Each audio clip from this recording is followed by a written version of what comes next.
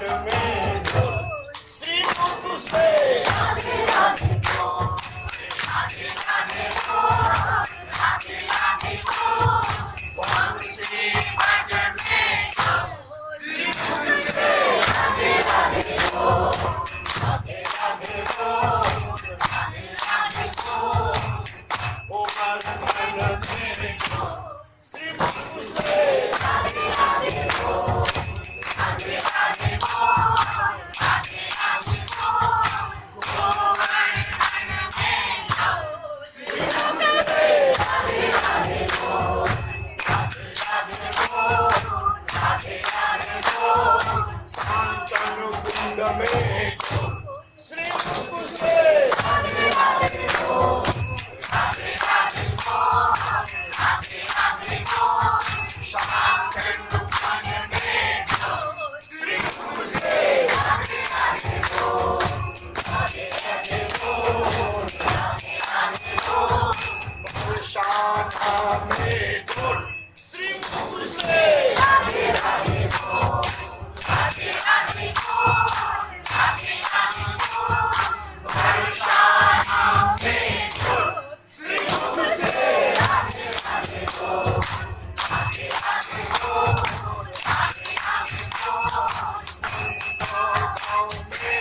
राधे श्री मुख से राधे राधे राधे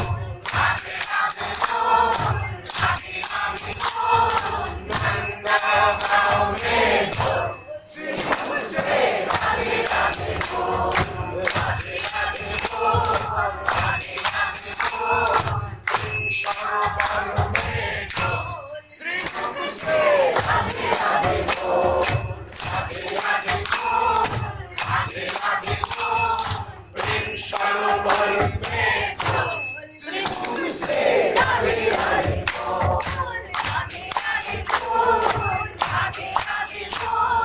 प्रेम शरबल में श्री मुख से राधे राधे राधे राधे राधे राधे जय श्री राधे राधे राधे राधे राधे राधे राधे राधे राधे राधे राधे जय श्री राधे राधे राधे राधे राधे राधे जय श्री राधे राधे राधे राधे राधे राधे जय श्री राधे राधे राधे राधे राधे राधे राधे जय श्री राधे राधे राधे राधे राधे राधे मुझ मंडल में श्री मुख से राधे राधे राधे राधे राधे राधे मुझ मंडल में श्री मुख से राधे राधे राधे राधे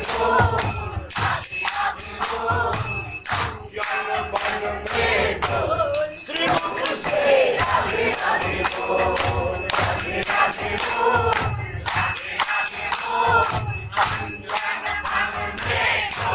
श्री मुख से राधे राधे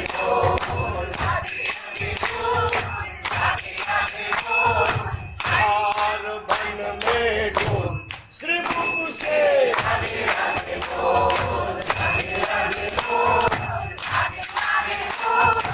हार बन में श्री मुख से राधे राधे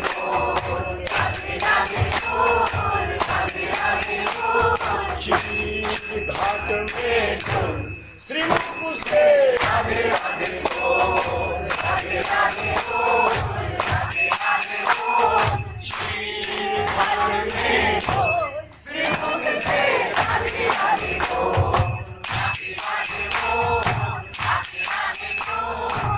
ब्रह्मांड घाट में श्री मुख से राधे राधे श्री मुख से राधे राधे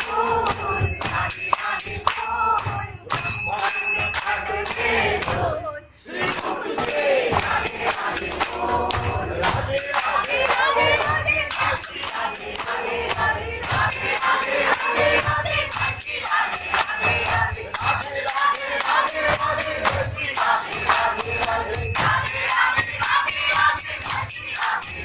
राधे बोल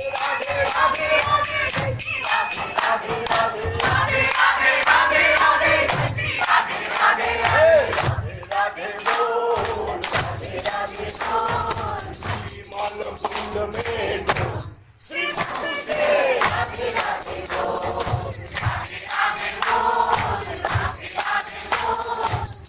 मन कुंड में डोल श्री मुख से राधे राधे बोल भोला कुंड में डोल श्री मुख से राधे राधे बोल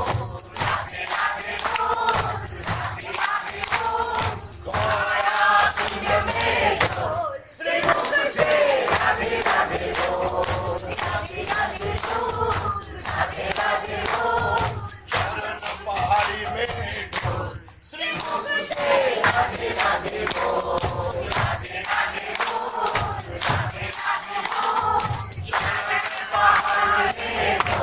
श्री मुख से राधे राधे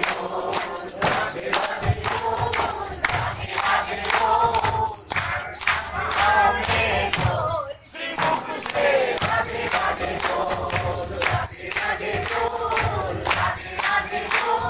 परेशान में डोल श्री मुख से राधे राधे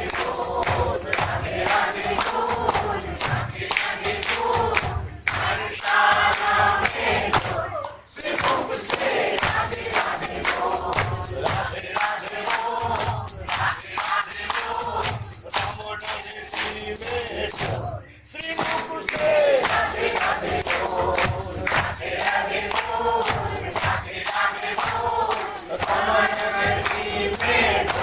श्री मुख से राधे राधे गोकुल महावन में डोल श्री मुख से राधे राधे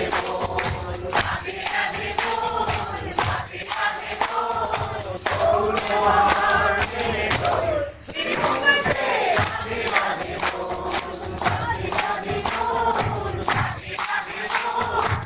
जमल में डोल श्री मुख से राधे राधे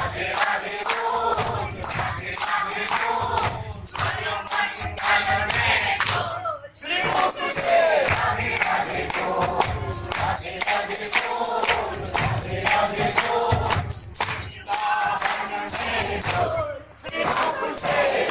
राधे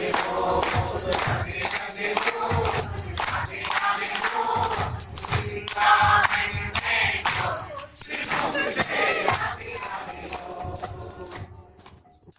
আসল কথা হলো এই বলতে হয় কিন্তু একটা কথা বলি, এই যে আমার রাধে রাধে করে পরিক্রমা করে আসলাম, এটা হলো ভোজ পরিক্রমা, 84 কোষ পরিক্রমা। এই জীবনটাও কিন্তু একটা পরিক্রমা, জানো তো? হ্যাঁ, এই জীবনটাও কিন্তু একটা পরিক্রমা। কত জন্ম আমরা গরু ছিলাম, ভেড়া ছিলাম, ছাগল ছিলাম, সাপ ছিলাম, চালা ছিলাম, কুকুর ছিলাম, বিড়াল ছিলাম, শুয়োর ছিলাম।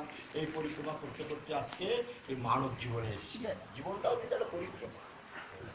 তো রাধারানীর নাম দিয়ে আমরা বিভিন্ন জায়গায় পরিক্রমা করলাম। ব্রজমণ্ডলে ভগবানের লীলাভূমি যে ব্রজমণ্ডল, সেগুলি পরিক্রমা করে আসলাম। মানে বৃন্দাবন পরিক্রমা করলাম, যেখানে ভগবান লীলা করেছিলেন। বর্ষানা পরিক্রমা করলাম, যেখানে রাধারানী জন্মগ্রহণ করেছিলেন। ব্রহ্মাণ্ড ঘাট পরিক্রমা করলাম, যেখানে ভগবান মাটি খেয়েছিলেন। মা যশোদা বলছেন, আরে তুই মাটি কেন খেয়েছিস? যেই মাটিটা বের করতে গেছেন মা, তখন দেখছেন গোপালের মুখের মধ্যে অনন্ত বিশ্ব ব্রহ্মাণ্ড, এগুলো সব লীলা। সেটা পরিক্রমা করে আসলাম।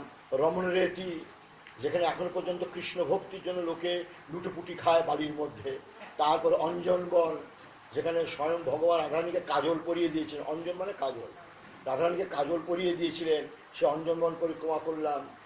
তারপরে ময়ূরকুটি, রাধারানীর প্রসন্নতার জন্য ভগবান ময়ূর রূপ ধারণ করে রাধারানীকে প্রসন্ন করেছিলেন, সে ময়ূরকুটি পরিক্রমা করে আসলাম। তারপরে চিরঘাট, যেখানে ভগবান কবিদের বস্ত্রহরণ করেছিলেন, সেইটা আবার পরিক্রমা করে আসলাম। নন্দগ্রাম, যেখানে ভগবান লালিত পালিত হয়েছিলেন।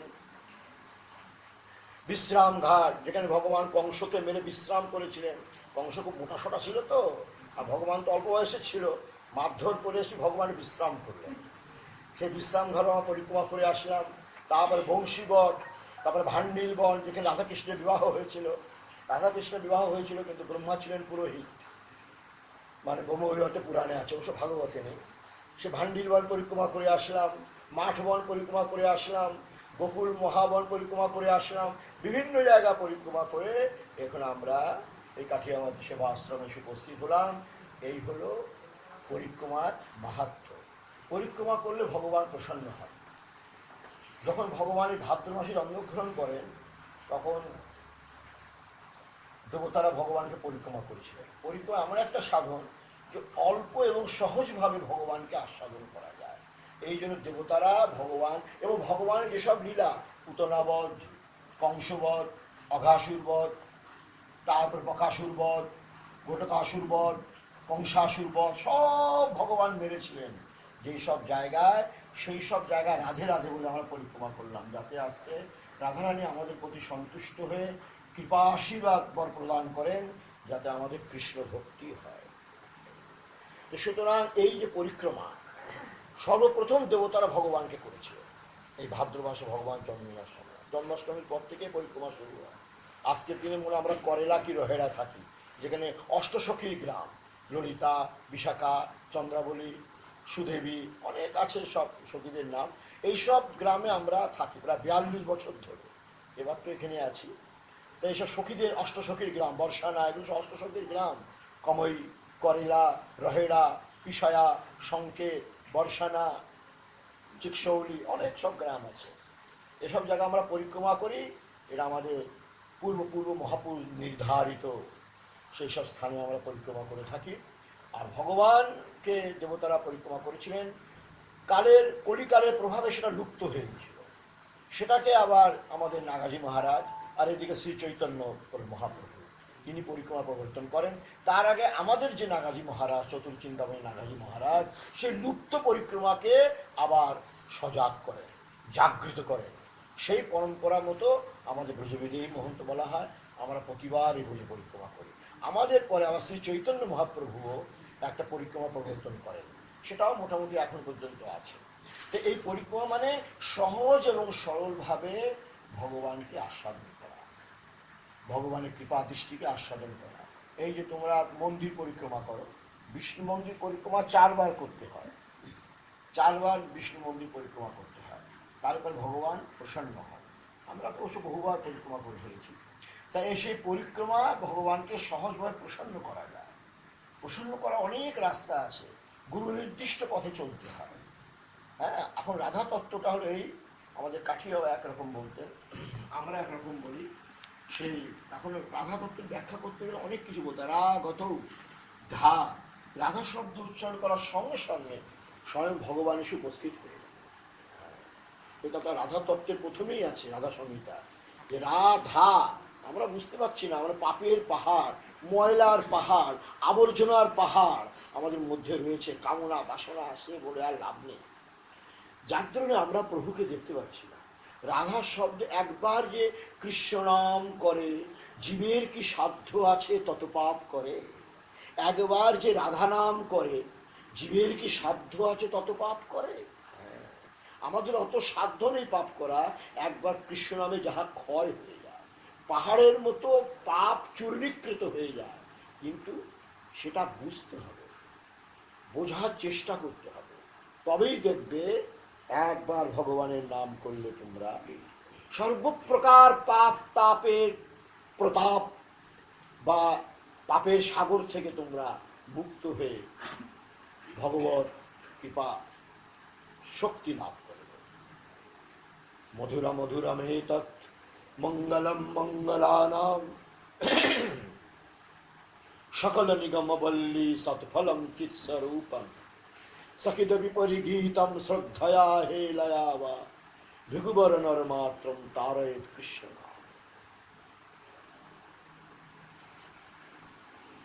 রাধা তত্ত্ব মানে স্বয়ং কৃষ্ণ, কৃষ্ণেরই আহ্লাদিনী শক্তি, স্বরূপা শক্তি স্বয়ং রাধা রানী।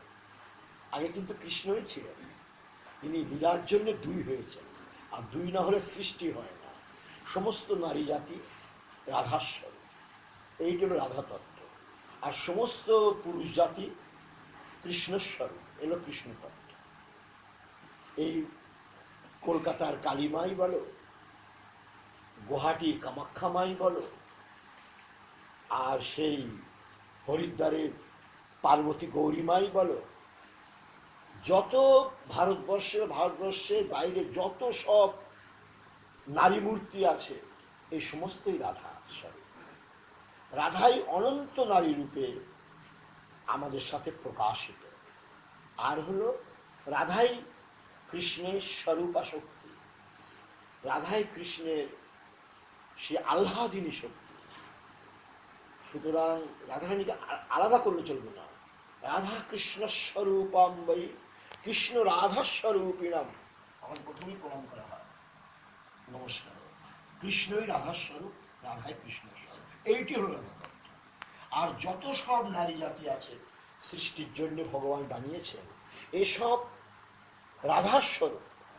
এইরকম পবিত্র মনে সমস্ত নারী জাতিকে দেখতে হয়। নারী জাতি কোনো ভোগ্যা নয় বা কোনো ভোগের বিষয় নয়, এটা সবসময় মনে রাখবে। যত্র নারীয়স্তু পূজ্যন্তে রমন্তে তত্র দেবতা, শাস্ত্রে আছে।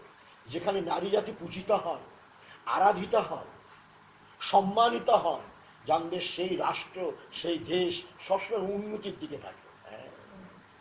সুতরাং সমস্ত নারী জাতি রাধারানীর স্বরূপ, এইটি হলো রাধা তত্ত্ব। আবার বলছি, ভগবানের আহ্লাদিনী শক্তি, স্বরূপা শক্তি, এটাই হলো রাধা তত্ত্ব। রামদাস কাঠিয়া বাবা বলতেন, রাধারানী মানে গুরু। হ্যাঁ, রাধারানী গুরু, গুরুই রাধা, রাধাই গুরু, গুরুই রাধা, এইটি হলো রাধা তত্ত্ব। রাধারানীর কাজ কি? যখন ভগবান বিমুখ হন, যখন ভগবান সহজে ভক্তকে দর্শন দিতে আসেন না, আর প্রচন্ড সাধন তপস্যা করা সত্ত্বেও, তখন রাধারানী ওখানে পৌঁছে যান। পৌঁছে বলেন, এখনো যাচ্ছ না, শীঘ্রই যাও। গুরুদেব কি মিডিয়াম, মানে মাধ্যমের কাজ করে। ওম অ উ ম। অ মানে বাসুদেব, ভগবান গীতা বলেছেন অকার বাসুদেব অস্মি। অর্জুন, আমি হলাম অকার। আর উ মানে উন্নয়তি উহু, যিনি উপর দিকে আমাদের টেনে নিয়ে যান, তাকে বলে উ। উ মানে গুরুদেব। আর ম মানে জীব জগৎ, অর্থাৎ জীব জগৎকে ধরে উ গুরুদেব মরূপী বাসুদেবের চরণে সমর্পণ করেন। অর্থাৎ তাহলে কি হলেন? গুরুদেব হলেন মধ্যম, যার মাধ্যমে আমরা গোবিন্দকে পাই। ঠিক তদ্রূপ রাধারানীর মাধ্যমে কিন্তু আমরা গোবিন্দকে পাই। এই জন্য কাঠিয়া বারবার বলতেন, রাধারানী আর গুরুজি তো এক হ্যায়, दोनों का एक काम है। ছোট্ট একটা দৃষ্টান্ত দিই। আমাদের আচার্য চতুর্চিন্তামণি নাগাজি মহারাজ দীর্ঘকাল কঠোর তপস্যা করেছেন। দীর্ঘকাল কঠোর তপস্যা করলে কি হবে? ওই মাখন চোর ও সহজে আসে না। এই যে কি একটা মানে বস্তু না, ওই দেখো না, তার সব দিকে টেড়া, পাটাও দেখবে এরকম টেড়া, কোমরটাও দেখবে টেড়া, হাতটাও দেখবে টেড়া, এরকম করতে পারে না, সবসময় এরকম করে বাঁচতে হবে।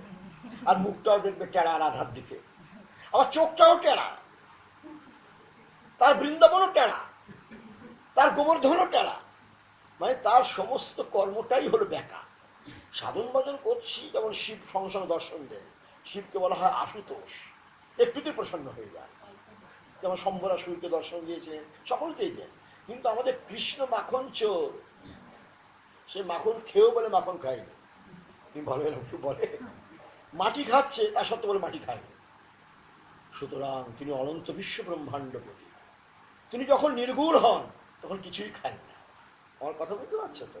তিনি যখন নিরাকার হন তখন তার কোনো খাওয়ার প্রশ্ন আসে না। যে নিরাকার সে খাবে কি, যে নির্গুণ সে খাবে কি। তিনি যখন সগুণ হন তখন তিনি আবার বালক হয়ে যান, গোপাল বাল হন। মা যশোদা আমাকে তেল দিয়ে ভালো মতো মাখিয়ে স্নান করেন, এটা হলো সগুণ। তো সেই গোপালকে দর্শন করতে গেলে মাধ্যম হয়ে রাধারানী, যেমন গুরু মাধ্যম হন। চতুর্চিন্তামণি নাগাজি মহারাজ কঠোর তপস্যা করছেন। করতে করতে করতে করতে জীবের মধ্যে একটা তৃষ্ণা আসে ভগবানকে দর্শন করা। তখন যখন ভগবান দর্শন দেন না, তখন ভগবানের প্রতি একটা অভিমান হয়, শালা ওকে দর্শন করে কি হবে, ওকে ওখানে মাখন খেতে দাও, আর গোপীদের পিছনে পড়তে দাও, আমাকে দর্শন তো দেবে না, আমি চললাম, আর থাকবো না ব্রজগ্রামে, আমি চললাম, আমি এখন থাকবো না। অনেক সময় পিতামাতার প্রতি ছেলের অভিমান হয়, কিন্তু পিতামাতা যতই ছেলে বিপথগামী হোক না কেন, অনুকূলগামী হোক না কেন, সুপথগামী হোক না কেন, পিতামাতার স্নেহপূর্ণ দৃষ্টি সর্বদাই সন্তানের প্রতি থাকে। তেমন আমরা হলাম সন্তান ভগবানের। ভগবান নিজেই গীতা বলেছেন, মমৈবাংশ জীবলোকে জীবভূতঃ সনাতনঃ মনষষ্ঠানীন্দ্রিয়াণি প্রকৃতিস্থানি দর্শতি। অর্জুন, পঞ্চদশ অধ্যায় গীতা। আমি সকলের পিতা, রাধারানী সকলের মাতা। এই সংসারে যত সব দেখতে পাচ্ছ আমারই অংশ, আমারই অবয়ব, আমারই অংশ। আর মানে কি, আমরা সকলে ভগবানের সন্তান। তো সন্তানের পূর্ণ অধিকার আছে বাবার কাছে যাওয়ার, বাবাকে পাওয়ার, কিন্তু বাবা এমন নটখট মাখন চোর, সে সহজে দর্শন দিতে যায় না। কঠোর তপস্যা করার পরে যখন তিনি ভগবানকে পেলেন না, ব্রজধাম ত্যাগ করে তিনি চলে গেলেন, মানে পয়গ্রাম ত্যাগ করে চলে গেলেন ব্রজধামে, যে আমি আর ব্রজধামে থাকবই না, তাকে সিদ্ধ থাকতে দাও, মানে কৃষ্ণ সিদ্ধ থাকুন, আমি আর সিদ্ধ হবও না, আর আমার দরকারও নেই বলে অভিমান করে যাচ্ছে। কিন্তু ভগবান, তোমরা তো জানো, আমার ব্যাখ্যা করে কি বলবো, যে করে আমার আশ তার আমি করি সর্বনাশ, একবার ল্যাংটা করে দেবে। অনেকে মনে করে এত জপ তপ করলাম, অথচ খাওয়া দাওয়া ঠিক মতো পাচ্ছি না, গুরুদেব মন্ত্র জপ করছি, ব্যবসাটা ঠিক মতো চলছে না, সব কিছু করছি, আহা আবার কি হয়ে গেল রে বাবা, তাহলে মন্ত্র তো কাল ক্ষেত্রে ছেড়ে দিয়ে, আগে ব্যবসা ভালোই ছিল, মন্ত্র জপ করার পর থেকে যেন ব্যবসাটা কমে যাচ্ছে, বইয়ের থেকে যেন দৃষ্টিটা খারাপ পাচ্ছি, ভালো পাচ্ছি না, ছেলে মেয়ে যেন কথা শুনছে না, মানে এক যন্ত্রণা হয়ে দাঁড়িয়েছে, টাকা পয়সা আগের মতো আসতো, এখন আর আসছে না, এইসব মন্ত্রের মানে অবগুলোই হচ্ছে আর কি। গুরুদেবও ঠিক না মনে হচ্ছে, এরকম একটা আমাদের মনে মধ্যে সংকল্প বিকল্প হয়। কিন্তু যে করবে আমার আশ তার আমি করি সর্বনাশ। আমাকে পেতে গেলে সব ছাড়তে হবে, সর্বেশ্বরকে ছাড়তে গেলে সর্বস্ব ত্যাগ করতে হবে। যাকে পেলে আর কিছুই পাওয়ার ইচ্ছা থাকে না, এমন একটা জিনিস যাকে জানলে আর কিছু জানার ইচ্ছা থাকে না, যাকে দেখলে আর কিছু দেখার ইচ্ছা থাকে না, যার কথা ভাবলে এই পচা সংসারের কথা আর ভাবতে হয় না, সেই দেবদুর্লভ সাধন পদ কি একদিনে পাওয়া যায়? এই জন্য এই যে আমাদের আসক্তি, শরীরের প্রতি একটা আসক্তি, হাড় মাংস চামড়াই হলাম আমরা, হাড় মাংস চামড়া তো আমরা নয়, এই নাড়ি ভুড়িটাও আমরা, এই লিভারটাও আমরা, আমার চোখটাও আমার। বলা হয় না যে আমার ছেলে, আমার মেয়ে, আমার বাড়ি, আমার গাড়ি, আমার হাড়ি, আমার শাড়ি, আমার মুড়ি, আমার মুড়কি, সবই আমার, আমার বাড়ি। আহা কি সুন্দর, দেখেছো দুটো টিভি আছে আমার বাড়িতে, এই দেখেছো আমার শরীরটা কত সুন্দর, শ্যাম্পু টাম্পু দিয়ে লাস্টিক টিস্টিক মেখে টেকে কি সুন্দর করে। এই যে আমার বোধটাকে ভগবান একদম পছন্দ করেন না।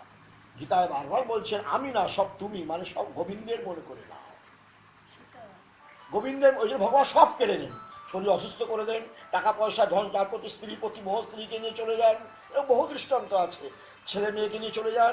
যে একটু আসক্তি এদের প্রতি থাকে তো আমাকে তো পাবে না, আমাকে পাতে গেলে সব আসক্তি ত্যাগ করতে হবে, আসক্তি ত্যাগ করতে হবে, সংসার ত্যাগ না। কিন্তু বুঝবে সংসার কিন্তু ইয়ে নয়, সংসার ত্যাগের কথা কোথাও শাস্ত্রে বলেননি, আসক্তি ত্যাগ করতে হবে। সংসারে থাকো, খুব আনন্দে থাকো ছেলে মেয়ে নিয়ে, কিন্তু আসক্তি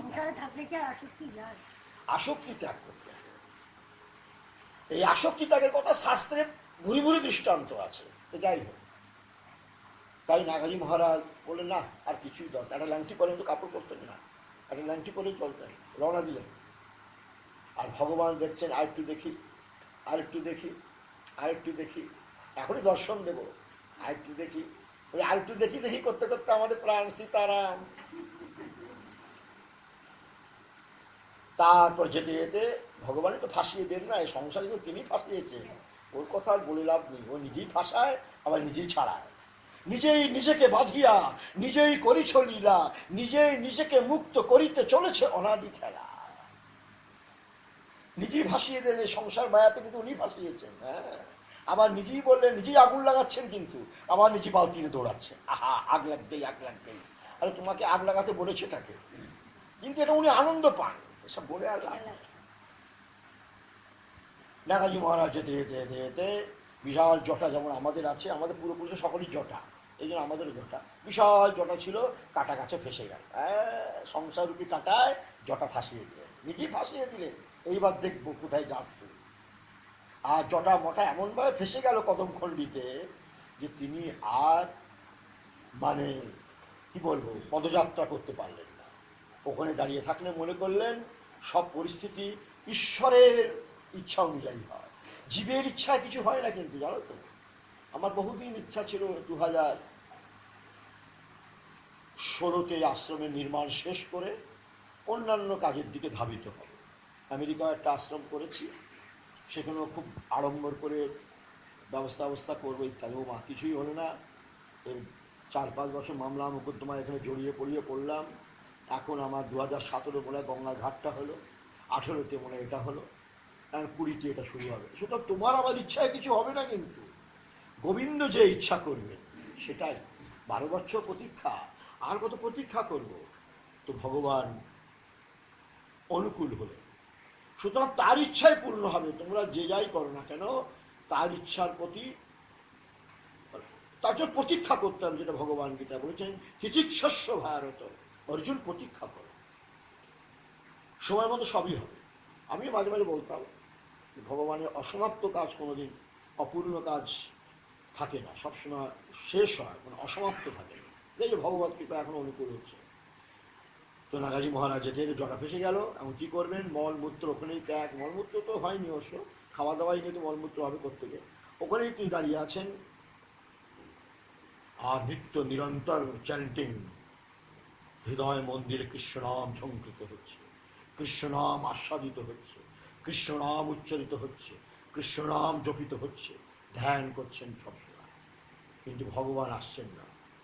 তো রাধারানী ভগবানকে বলছে, এই গুরু মাধ্যম হয়ে গেলেন, রাধারানী ভগবানকে বলছেন, দেখেছো ছেলেটার কি অবস্থা, 3 দিন ধরে খাওয়া দাওয়া নেই, মলমূত্র ত্যাগ নিয়ে এক জায়গায় দাঁড়িয়ে আছে। কার জন্য? তোমাকে দর্শন করার জন্য। আর তুমি এত নিষ্ঠুর যে একবার ছেলেটাকে দর্শন দিচ্ছ না। যে আচ্ছা আচ্ছা, তুমি যখন বলছো তখন দেখছি বইয়ের কথা আজকাল সব চলে, জানো তো, সিন্ধুকে চাবি বইয়ের কাছেই থাকে। খারাপ কেউ না, সে ওটা একটা অন্য জগৎ, এটা একটা অন্য জগৎ। কখনো সে চন্দ্রমুখী হয়, হ্যাঁ, আবার কখনো সবই মালিকে সহ্য করতে হয়, তবেই ভাত আসবে, না রান্না কে করবে? যে আমি নাকি যে রান্না করে খাওয়াবো সব? আবার কখনো চন্দ্রমুখীও হয়, এসব কেন বলছে, সুমুখীও হয়। দেখলাম এদের রাগিয়ে দিও না, তাহলে অসুবিধা হবে কিন্তু। যাই হোক, রাধারানী রয়ে গেলে আমাদেরই অসুবিধা। তারপর সেই রাধারানী বলছেন কৃষ্ণকে, আল্লাহদিনী শক্তি। রাধারানী কিন্তু কোনো নারী নয়, আল্লাহদিনী শক্তি, সে নারী রূপে আবির্ভূত হয়েছেন আমাদের মতো অধম ব্যক্তির কল্যাণের জন্য, সৃষ্টি রক্ষার জন্য। কৃষ্ণকে বলছেন, তুমি যাও, দাঁড়াও, আর একটু দাঁড়াও, বলে সে তো মরে যাবে আর কবে? তুমি যদি এরকম ভক্তদের কষ্ট দাও, আর তোমার কেউ ভগবান বলবে না, কেউ তোমার সার্টিফিকেট তো ভক্তরাই দিচ্ছে। ভক্ত তোমাকে ভালোবাসে বলে এত মন্দির, এত মূর্তি, এত প্রতিষ্ঠা, এটা তোমার কে জিজ্ঞাসা করতো? না না, ঠিক বলেছি, আর যাচ্ছি। ভগবান গিয়েছেন, ওটা ছেঁড়া ঘোড়া, কিন্তু ব্রজগ্রামের বালকদের দেখেছো, কাদা ফাদা মেখে ছেঁড়া ফেড়া কাপড় টাপড় পরে, মানে একটা কাপড় কোনো একটা ল্যাংটি করে ভগবান লেগেছে। আরে গুরুজি, नागाजी महाराज की बोलছেন, भगवान बोलছেন 5 বছর একটা ছেলে হয়ে, गुरुजी अरे आपको क्या हो गया? नागाजी बोलছেন, अरे हमको क्या होगा, तुमको क्या जरूरत है, हमको क्या हो गया? कोई नहीं, तुमको जटा शायद फंस गया होगा, जटा तुमको फंस गया होगा, तो तुम कहो, आज्ञा करो, तो मैं पेड़ में चढ़ करके छुड़ा दूंगा। जा जा जा, निकाल यहां से। बात करता है, 2 दिन का तो छोरा है तू, ब्रजभाषा, 2 दिन का छोरा है, তোমরা যেটা গালে যায় নিকাল यहाँ से। ভগবান দেখলো মা আমাকে তো চিনতেই পারলো না, আমাকে চিনতেই পারলো না। রাধারানী তো সকলে চিনে, কিন্তু আমাকে তো চিনলো না। হ্যাঁ, ব্যাপারটা কি? তারপরে একটুখানি ভগবান সাইড হয়ে গেল, বিউটি পার্লার, একটু পয়সা টরিষ্কার হয়ে। বিউটি পার্লার মানে কিন্তু পয়সা টরিষ্কার। ভগবানের বিউটি পার্লার বুঝতেই পারছো, ইচ্ছা মাত্রই হয়ে যায়। বারে হা পীড়ম নটবর বপু, যুগল গীত, ইয়ে তোমার যুগল গীত, যেটা গোপী গীত, তারপর যুগল গীত, তারপরে তোমার সব গীত আছে না, ভ্রমর গীত, মানে ভাগবতের কথা। ভগবান যাচ্ছেন রাসলীলায়, রাসলীলায় যাচ্ছেন। ভগবানকে কে সাজাবে তুমি বলো? কি যেই সাজগোজ করে যাচ্ছে, ভগবান কে সাজাবে? ওইটাই আমরা খুব সাধারণত পাঠ করি। বারে হা পীড়ম নটবর বপু কর্ণয় কর্ণিকারম বিভ্রদবাসহ কনককপিশম वैजयन्तीं च मालां रन्ध्रान् वेणोरधरसुधया पूरयन् गोपवृन्दैः बिन्दारैणं शपदरमणं प्राविशद्गीतकीर्तिः। গীতকীর্তিः, যার কীর্তি যশ সর্বত্র প্রচারিত, যিনি সকলের হৃদয় মন্দিরে বিরাজমান, সেই ভগবান বৃন্দাবন প্রবেশ করছেন। ভগবান পিতা রাত্রি শরদোৎফুল্ল চন্দ্রমার আকাশে গোপীদের নিয়ে 16,000 কি 26,000 গোপীদের নিয়ে তিনি লীলা করবেন। গোপীরা তো সেজে গুজে হয়তো এসে গেছে, কিন্তু ভগবানকে কে সাজাবে? নিজেই নিজে সাজছেন, সংকল্প মাত্র সেজে নেন। তাদের আলাদা করে বিউটি পার্লারে চুপ দাড়ি কাটতে হয় না, কাজল টাজল লাগাতে হয় না, স্নো পাউডার লিপস্টিক না কিছু, এইসব কিছু না। তিনি নিজেই নিজে সংকল্প করছেন। বারে হা পীড়ম, সোনার মুকুট আমার মাথায়। আহ, কি সুন্দর সোনার মুকুট, সে অদ্ভুত জলজল্যমান সুন্দর সোনার মুকুট। আর চোখে তার কাজল, কমলের মধ্যে তার নয়ন, ওষ্ঠে তার সেসব কি সব লাল লাল সব। তারপরে দুটি কানে একবার শূন্য কর্ণিকা ফুলের দ্বারা একবার সুসজ্জিতা। তারপর সারা সমস্ত মানে সমস্ত শরীরে মানে এই আমাদের মতো স্বর্ণের রঙের কাপড়, আর সোনার বাঁশি, হাত দুটো রং করে আছেন। আর তিনি গোপীদের সঙ্গে গোপদের সঙ্গে লীলা করতে করতে শ্রীধাম বৃন্দাবনে প্রবেশ করছেন, নিজেই নিজে সাজছেন। কত সুন্দর তাকে দেখতে, মানে চিন্তাই করা যায় না। এখন একটা গোয়ালবালের রূপ ধারণ করে এসে একটুখানি সাইড হয়ে গেলেন, সাইড হয়ে মোটামুটি একটা পরিষ্কার হয়ে কাপড় চোপড় পরে সামনে আসলেন। আচ্ছা ইয়ে বাবাজি, আপ দেখো मैं थोड़ा बड़ा हो गया। আগে তো 5 বছরের ছিল, এখন 10 বছরের হয়ে গেছে। বুঝতে পারছো না? মানে 10 মিনিটে 5 মিনিটে 10 বছরও হয়ে যায়, তার তো বুঝতেই পারছো। লীলাই অপাर अपारंपार। बाबाजी आप कहो तो मैं अभी छुड़ा दूं, কিন্তু बाबाजी तुमने मुझे पहचान नहीं पाया, बोलेও দিচ্ছে, हमें पहचान नहीं पाया। कृष्ण हूँ कृष्ण, तू कृष्ण है, मैं कृष्ण नहीं मानता। तो राधा तारी कहाँ गई? राधा बिना श्याम आधा, রাধা তেরি কাহা গই, মানে তোমার সঙ্গে যে রাধা আছে তিনি গেলেন কোথায়? রাধা ছাড়া কৃষ্ণ তো কৃষ্ণ না। আজকাল হোটেলেও দেখবে মেয়ে ছেলে গেলে পরে তোমার জায়গা দেবে, আর শুধু যদি বেটা ছেলে যাও মনে করে চোর বদমাইশ করতে এসছে, নিশ্চয়ই কোনো ক্রাইমিং করে এসছে। আর এখন তো করোনা চলছে, এত বলে লাভ নেই, এখন তো মানে এমনি সন্দেহ। আমাদের সাধনাটা হলো এইটাই, আমাদের নিম্বার্ক সম্প্রদায়ের সাধনাটা হলো এইটাই। শুধু কৃষ্ণ কৃষ্ণ নয়, শুধু রাধা রাধা নয়, রাধা কৃষ্ণ যুগল বিগ্রহই হলো উপাসনা। সেটা আচার্য নিম্বার্ক ভগবান বলছেন। আজকে রাধাষ্টমীতে এটি ব্যাখ্যা করি। নিম্বার্ক ভগবান স্বয়ং বলছেন, সেই আমাদের ज्ञानस्वरूपं च हरेरधीरं शरीरसंयोगवियोगयोग्यम् अरुमजीवं प्रतिदेहभिन्नं यात्रित्ववन्तं जदनन्तमाहु अनादिमाया परियुक्तरूपं तेन विदुर्वै भगवत्प्रसादात् मुक्तं च बद्धं च किल बद्धमुक्तप्रभेदबाहुल्यमथापि बोध्यं स्वभावतोपास्तसमस्तदोषम् अशेषकल्याणगुणैकराशिम्। আমার সাথে বলো, স্বভাবতো পাস্ত সমস্ত দোষম অশেষ কল্যাণ গুণৈকরাশিম বিহাঙ্গিনম ব্রহ্ম পরম বরেণ্যম ধৈম কৃষ্ণম কমলক্ষণম হরি। অঙ্গে তু বামে বৃষভানুজাম মুদা বিরাজমানা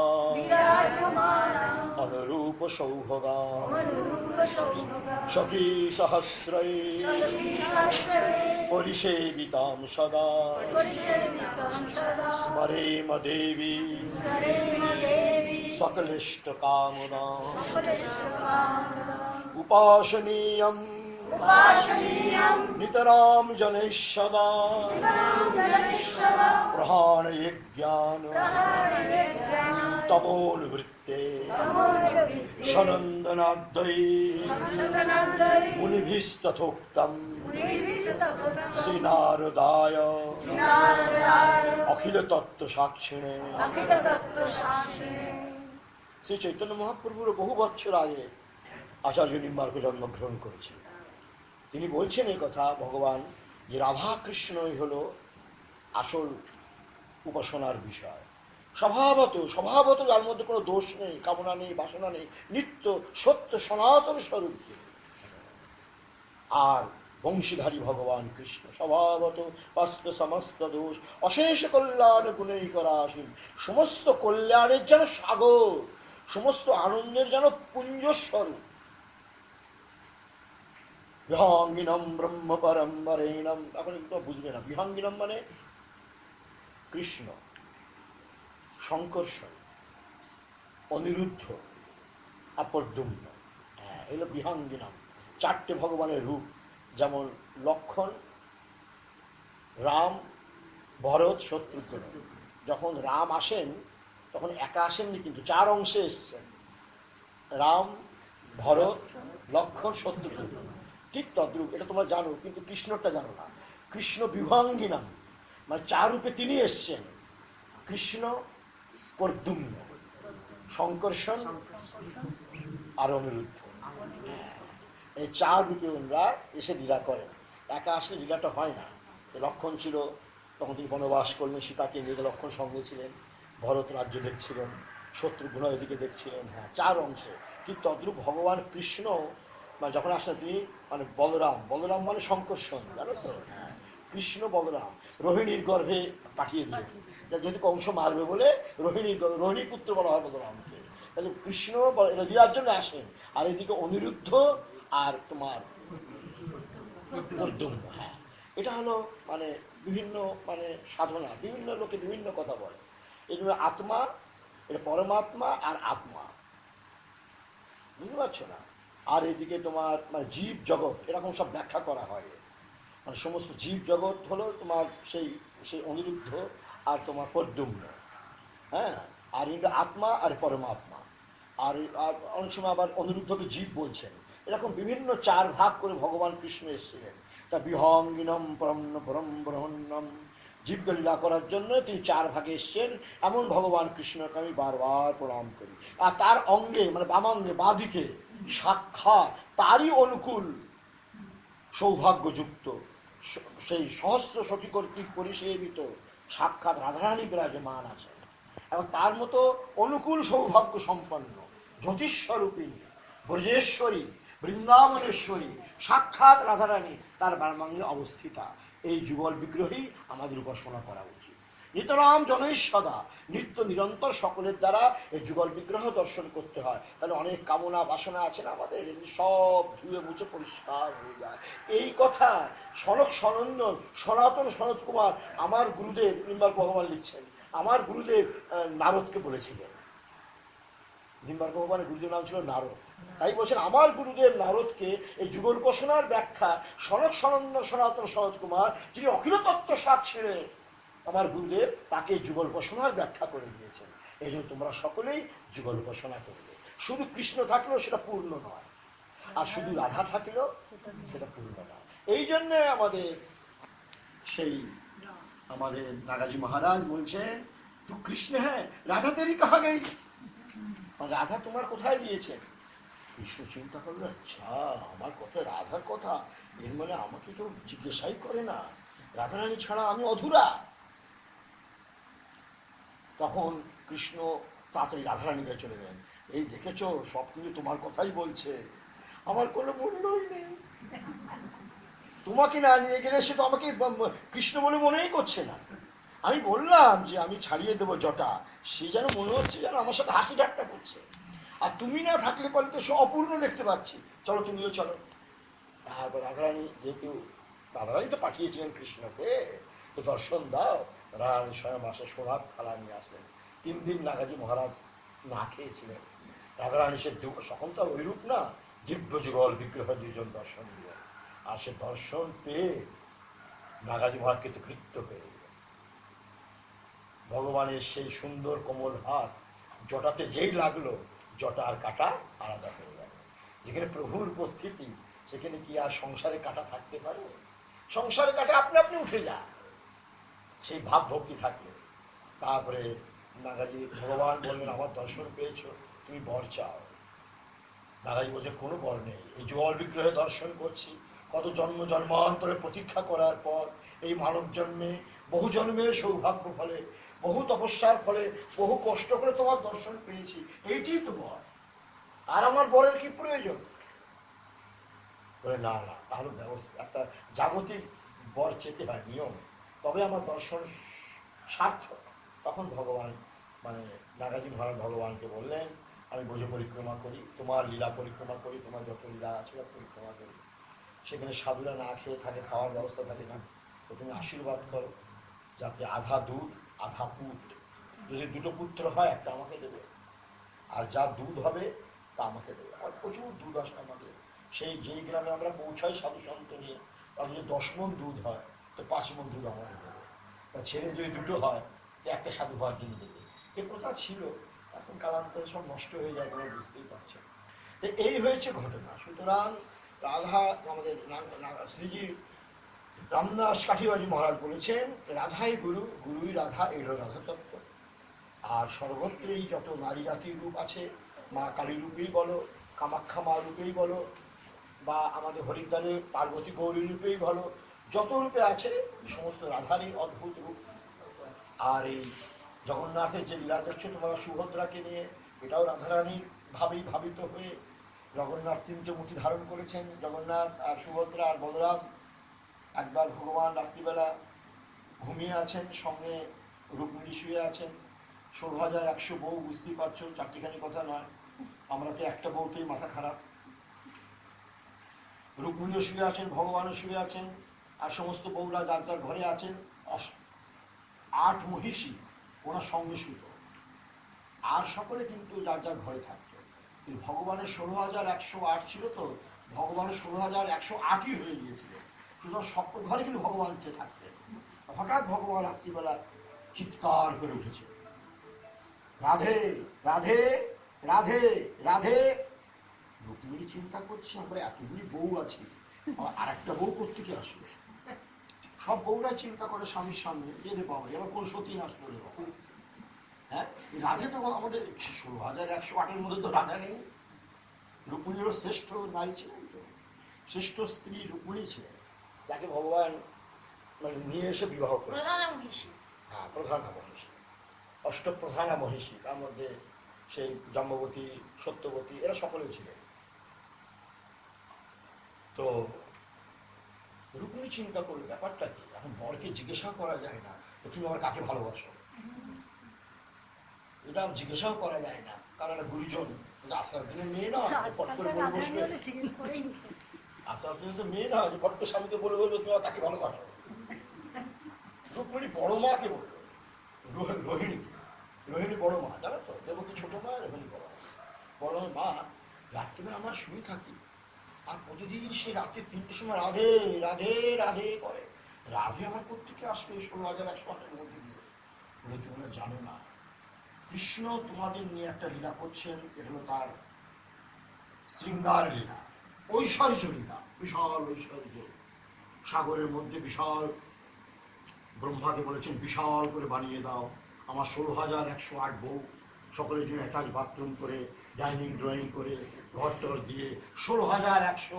তা বুঝতে পারছো তো তাহলে কত বড় সমুদ্রের মধ্যে অট্টালিকা হবে। আমরা তো একটা ঘর বানাতে যে 12 বছর তো এখানে গঙ্গার সে ব্রহ্মাকে সব তো মালিক না, এ ব্রহ্মা আমার একটা দুটো বউ না, 16,108। সুতরাং সকলের সাথে কিন্তু আমি থাকবো, সেরকমভাবে অ্যাটাচ বাথরুম টাথরুম করে বিশাল বানিয়ে দাও। ব্রহ্মার ইচ্ছা মাত্র একবার বিশাল স্বর্ণ খচিত, যেখানেই নারদ যায় সেখানে দেখে ভগবান বসে আছেন। ওই ঘরে ভগবান, ও নারদ ভালো আছে তো, আবার যখন ওই বইয়ের কাছে যায়, ও নারদ ভালো আছে তো, আর এক জায়গায় দেখছে ব্রেকফাস্ট করছে, এক জায়গায় দেখছেন তিনি বুঝতে পারছেন তো সব অন্যান্য কিছু খাওয়া দাওয়া করছেন। নারদ আশ্চর্য, বাবা একটা লোক এত বড় পরিবার, এসব তার ভগবানের মহিমা। তো বড় মার কাছে যে রুক্মিণী বলছেন, মা রাত্রিবেলা রাধে রাধে কে বলতে জানো না, রাধা হলো তার স্বরূপা শক্তি, আহ্লাদিনী শক্তি। সে নিত্য রাধারানীর সাথে রমণ করেন। ব্রজগ্রামে তিনি বিশাল রাসলীলা করে এসেছিলেন, এটা হলো মাধুর্য লীলা। মাধুর্য লীলা হলো রাধা প্রধানা, আর তোমাদের সাথে যেরকম থাকেন হলো তার ঐশ্বর্য লীলা।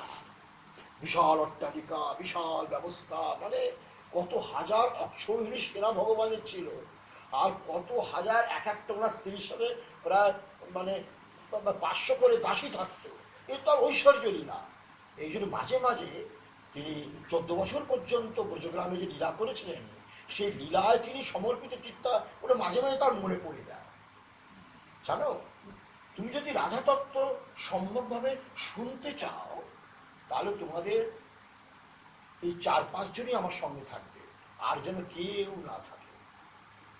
তাই হবে একটা ঘরের মধ্যে রুক্মিণী, সত্যভামা, জাম্ববতী, আরও সব যারা আছেন সব এক জায়গায় বসেছেন। ভগবান তার সধর্মা সভা, ভগবানের সভার নাম ছিল দ্বারকায়, ভগবানের সভার নাম ছিল সুধর্মা সভা। এরপরে ভগবান যখন চলে যাবেন বলরামকে নিয়ে, ওখানে নানা রকম গবেষণা করবেন, তখন আমরা রাধাতত্ত্ব বিষয়ে তোমাকে ব্যাখ্যা করব। সেই রুক্মিণী রাধা সাক্ষাৎ আহ্লাদিনী জগৎ প্রসরিণী, জগতের সমস্ত সৃষ্টির তিনি মা দুর্গা, আর তিনি কালী, তিনি গুয়াহাটি কামাখ্যামা, তিনি অদ্ভুত, সেই সব ব্যাখ্যা করতে শুরু করলেন। সেই ব্যাখ্যাতে ভগবান আর স্থির থাকতে পারলেন না। ভগবান আর বলরাম সভা থেকে উঠে গেলেন, উঠে দ্বারের সামনে এসছেন। আবার দ্বারে মানে গেটে যেখান থেকে প্রবেশ করবেন, সেখানে আবার সুভদ্রাকে দাঁড় করিয়ে রেখেছে। সুভদ্রা মানে কৃষ্ণের বোন ছিল, তাকে দাঁড়, খবরদার ভগবান কৃষ্ণ বলরামকে আমি রাধাতত্ত্ব ব্যাখ্যা করছি, ওরা অবশ্য ছুটে আসবে, সেখানে তুমি ওদের ঢুকতে দেবে না। তো রাধা মানে সেই আমাদের সুভদ্রা দাঁড়িয়ে আছেন, আর বড় মা মানে রুক্মিণী ব্যাখ্যা করছেন, আর ভগবান এখানে এসে সে রাধার মহিমা শুনতে শুনতে তার চোখ বড় হয়ে গেল, হাতগুলো যেমন কেমন লম্বা লম্বা হয়ে গেল, মোটা মোটা, মুখটুক চোখ যেন কেমন কি বলবো একটা অদ্ভুত চিত্র হয়ে গেল। এদিকে সুভদ্রা খেয়াল করবে, ওইদিকে কৃষ্ণ, আর এদিকে বলরাম, তিনজনের অদ্ভুত দৃশ্য হয়ে গেল। এমন সময় নারদ এসে উপস্থিত। না বল ভগবান, তোমার এই কি বলবো দয়াময় বিগ্রহ, অনুকম্পময় বিগ্রহ, রাধা তত্ত্বের পরিণত এই দিব্য একটা কি বলবো দয়াময় বিগ্রহ, এই বিগ্রহ কলিযুগে আমাদের নীলাচলে মানে জগন্নাথ ভূমিতে যেন প্রতিষ্ঠিত হয়। ওইটাই সেই জগন্নাথে এসে ওই দিব্য বিগ্রহ, আগে কৃষ্ণ, তারপর সুভদ্রা, আর তারপরে যেমন রাম, সীতা, লক্ষ্মণ। লক্ষ্মণ হলো জীব, জীব যদি ঈশ্বরকে পেতে চায়, সীতা মানে মায়া, মহামায়া, তাকে আশ্রয় করতে হবে, তাহলে রামরূপী ভগবানকে পাবে। ঠিক তদ্রূপ বলরাম হলো জীব, আর সেই সুভদ্রা হলেন মহামায়া, তাকে আশ্রয় করে আগে মায়া তত্ত্বকে জানো, হ্যাঁ, রাধার স্বরূপ বস্তুকে আস্বাদন করো, তার মাধ্যমে জগন্নাথকে পাবে। এই হলো জগন্নাথ, সুভদ্রা, বলরাম, সীতা, রাম, সীতা, লক্ষ্মণ, এর তত্ত্বত্রয়। এই রাধা ভাবে জগন্নাথের এই ভাব হয়েছিল। শুধু রাধা তত্ত্ব মানে একটা ভাগবত তত্ত্ব, ভগবতী তত্ত্ব, অসাধারণ তত্ত্ব, সাক্ষাৎ ভগবানের স্বরূপা শক্তি, আহ্লাদিনী শক্তি। সুতরাং তার শক্তির প্রভাবে আর জগন্নাথের দর্শন, সমস্ত ব্রজে বৃন্দাবনে যত লীলা, যত আস্বাদন, যত চিন্তা ভাবনা দেখছ, সবই রাধা তত্ত্ব, রাধারানীর বিকাশ, প্রকাশ, উল্লাস, এই বিষয়ে খুব সুন্দর। তবে অবারিত ধারায়, অনন্ত ধারায়, অবিশ্রান্ত ধারায়, সহস্র ধারায় তোমাদের প্রতি বর্ষিত হোক কৃষ্ণ ভক্তি। রাধারানী মানে কৃষ্ণ ভক্তি। এই কৃষ্ণ ভক্তি তোমাদের লাভ হোক, এই মানব জীবন তোমাদের ধন্য হোক, এ বিষয়ে কোনো সন্দেহ নেই। শ্রী ভগবান তোমাদের সর্বপ্রকার কল্যাণ বিধান করুক, এই তার শ্রীচরণ কামনে।